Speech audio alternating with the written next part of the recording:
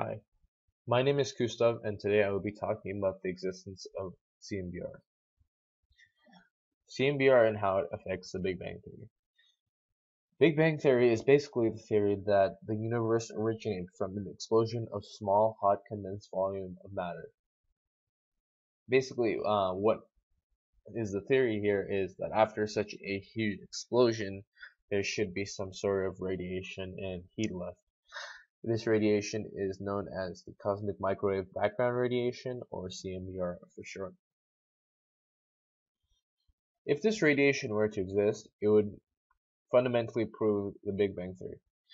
This radiation would reveal clues as to how the universe came to be, since it has been there since the beginning of, almost the beginning of the universe. Like it came to existence after about 100,000 years of the universe, so that would be known as it's been there for about 13.7 billion years, and this would prove this would show scientists many clues as to how our universe developed to the universe it is currently.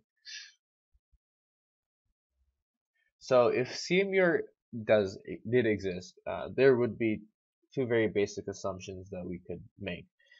First of all, the radiation should be highly uniform. This is because the universe is homogeneous, and as the universe continued to expand, any blemishes per se, any sort of inhomogeneities would be unable to expand. The second assumption we can make is that the radiation should be a black body spectrum. Basically, what this means is a black body spectrum is capable of absorbing all electromagnetic radiation. So this radiation would be a black body spectrum because when the universe first started off, it was so hot that atoms they couldn't form, they couldn't take any molecular shape.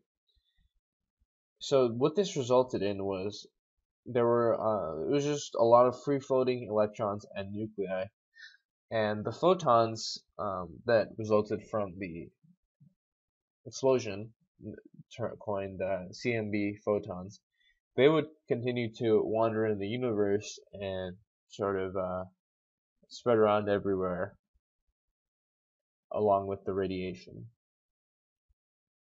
And this is what resulted in the radiation being a black body spectrum. And so again, this is what the uniform radiation would look like across the universe.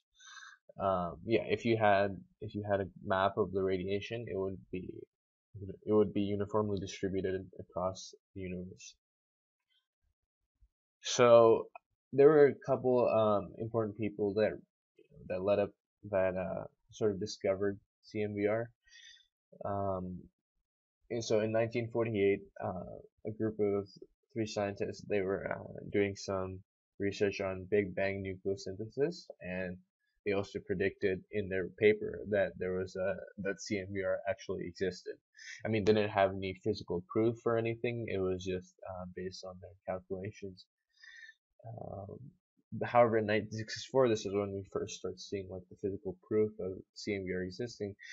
Um, Two researchers, Penzias and Wilson, they were experimenting with a very sensitive antenna, and they were researching something completely different. But in their uh, in their findings, there was a background noise that simply could not be eliminated, and they tried, they removed every single type of interference they could think of. However, wherever they pointed this antenna in the sky, like this background noise was still there. So they contacted a couple of nearby astrophysicists who are actually also setting up to find this CMBR, and they they the Penzias and Wilson, they slowly started to realize how big their findings actually were, and after talking to some of their colleagues about it, they published their findings jointly, and they both received a Nobel Prize for it.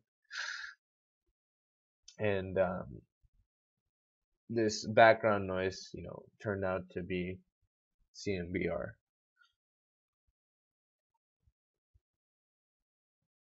So theoretically, the night sky should be, absolute zero, right? But because of this radiation, the night sky is actually a little bit higher than absolute zero. There are some early approximations that put the temperature of it at around 1 to 5 Kelvin, and then Penzias and Wilson measured it to be around like 3 Kelvin. However, NASA in the 1990s they sent up what was known as they sent up what was called the Cosmic Background Explorer, and this was basically a satellite with a multitude of projects that would kind of not that would kind of research the